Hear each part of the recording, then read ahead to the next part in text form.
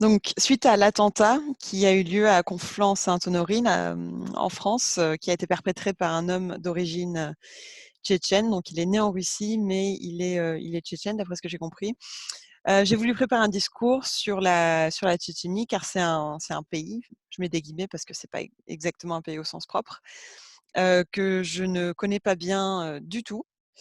Et du coup, je voulais en savoir plus et je voulais surtout en savoir plus en ce qui concerne les conflits qui ont eu lieu en Tchétchénie, parce que je sais qu'il y a eu des conflits pendant très, très longtemps et voilà, j'y connaissais rien, donc je me suis dit que ce serait peut-être un sujet intéressant pour ce soir.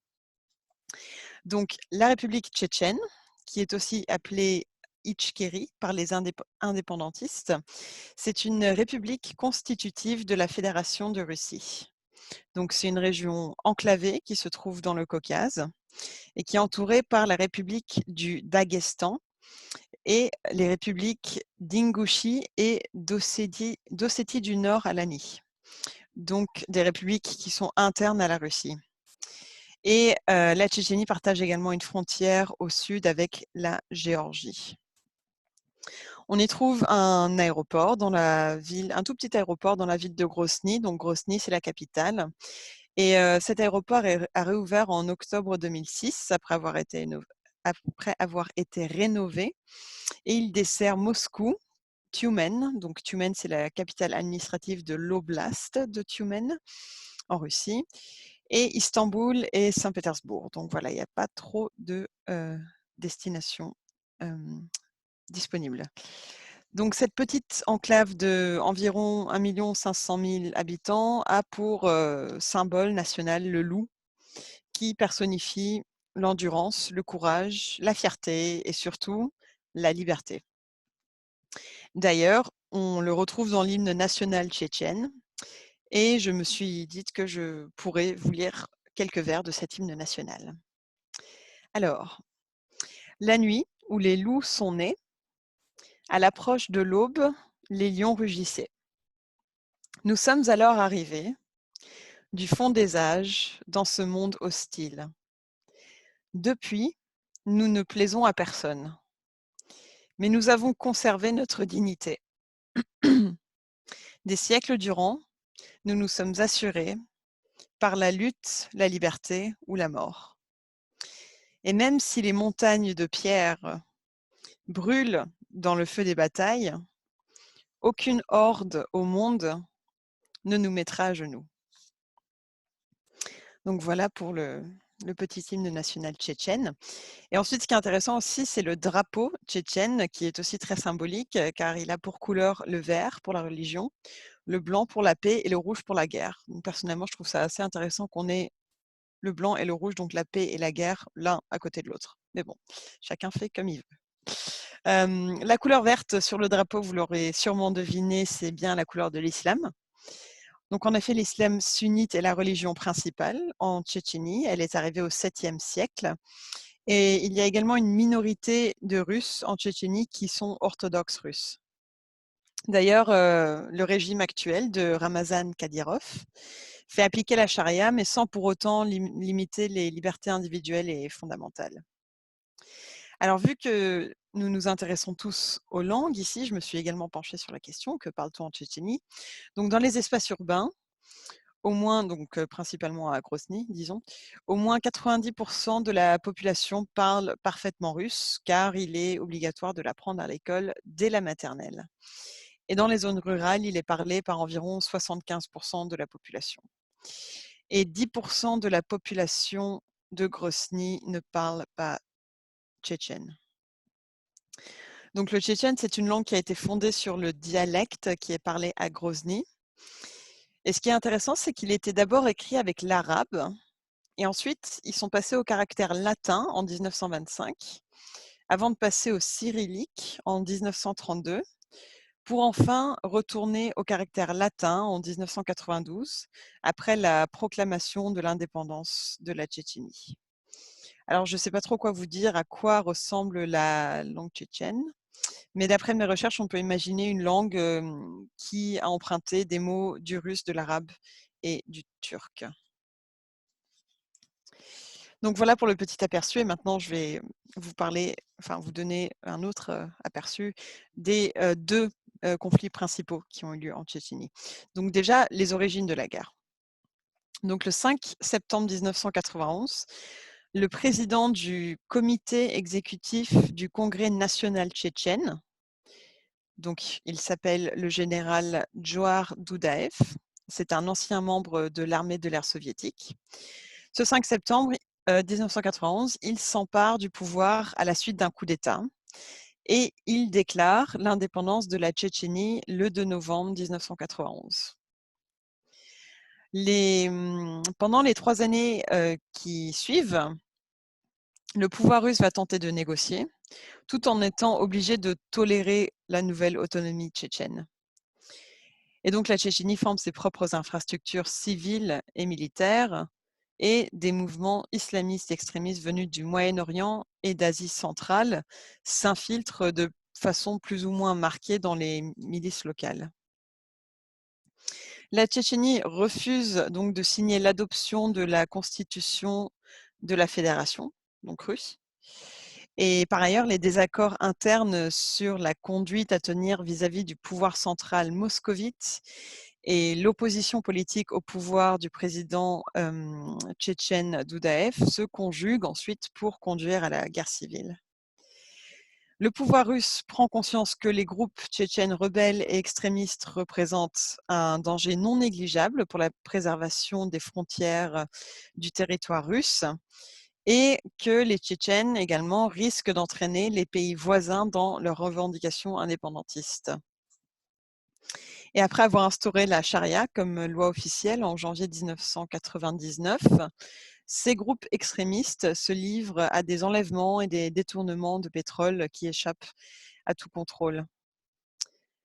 Alors, quelles sont les différentes étapes des conflits tchétchènes? Donc, on a la première guerre de Tchétchénie. En 1994, Boris Elstine, le premier président russe de l'ère post-soviétique, lance une attaque surprise avec plus de 20 000 soldats. Et c'est l'opération militaire de plus grande envergure menée par la Russie depuis son intervention en Afghanistan en 1979. Donc notez bien ce chiffre, 20 000 soldats. Et pendant près de 3 ans, l'armée russe affronte la résistance tchétchène sans pouvoir la vaincre. Donc voilà, l'armée russe n'a pas réussi à vaincre la résistance tchétchène. Je trouve ça assez fabuleux également. Ça en dit beaucoup sur la population tchétchène et l'hymne national que je vous ai lu tout à l'heure. En 1996, un accord de paix est signé entre le représentant tchétchène indépendantiste modéré, donc représentant tchétchène indépendantiste modéré, donc Aslan Maskadov, et Moscou.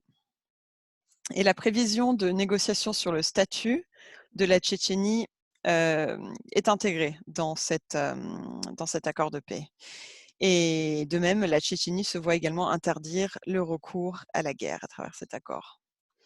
En 1997, ce même homme, donc Aslan Maskadov, est élu président avec 53% des voix, prenant ainsi l'avantage sur son opposant Shamil Bassayev, leader islamiste extrémiste.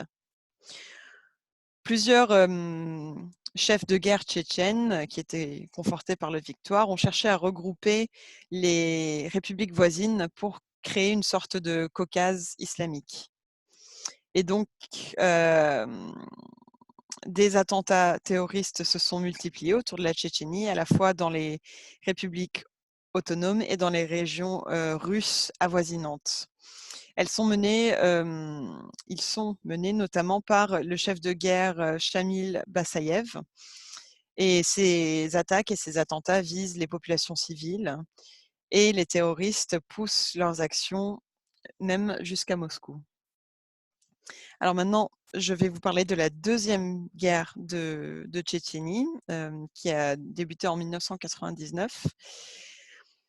Donc, Comme je l'ai dit, des attentats meurtriers à Moscou, il y a eu des prises d'otages et des exécutions qui ont conduit le premier ministre russe, à l'époque Vladimir Poutine, en septembre 1999, à lancer la deuxième guerre en Tchétchénie, et c'était surtout au nom de la lutte antiterroriste.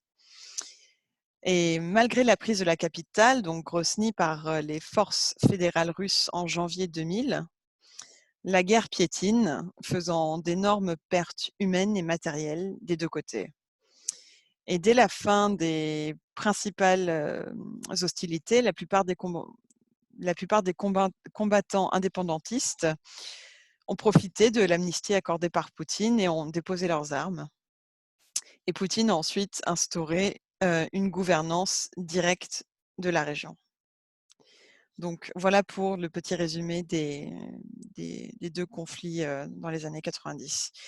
Alors maintenant, je voudrais parler de la guérilla qui a lieu dans cette enclave depuis 2002 environ. Donc des milliers de combattants rebelles poursuivent tout de même des opérations de guérilla contre les troupes russes à l'époque, et les Tchétchènes qui les soutiennent depuis les montagnes et les forêts, là où ils se sont réfugiés. Financés par des réseaux islamistes extrémistes étrangers, des attentats et des prises d'otages sont encore perpétrés 5 ans après la chute du régime par les rebelles qui arrivent encore à survivre à la répression russe. Le président, en 2002, le président Machkadov rencontre de grandes difficultés à lutter à la fois contre des actions terroristes sanglantes perpétrées par Bassaïev et la montée en puissance de l'islam le plus réactionnaire au sein de la population tchétchène, et en même temps à lutter aussi contre la présence russe sur le territoire. Et cette impuissance à endiguer les divers problèmes lui ont fait perdre en fait toute sa crédibilité auprès des Tchétchènes, bien qu'il soit la seule personne avec qui le pouvoir russe puisse négocier une seconde paix. En 2003, Machkadov perd la présidence au profit d'Akhmat Kadyrov, ancien indépendantiste rallié au Kremlin, dont l'élection est marquée par d'importantes irrégularités.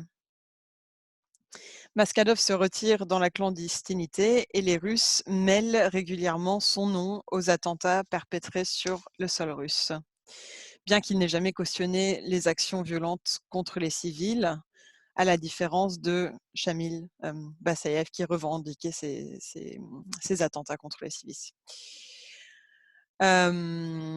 Et il est tué lors d'une attaque des forces spéciales russes le 8 mars 2005.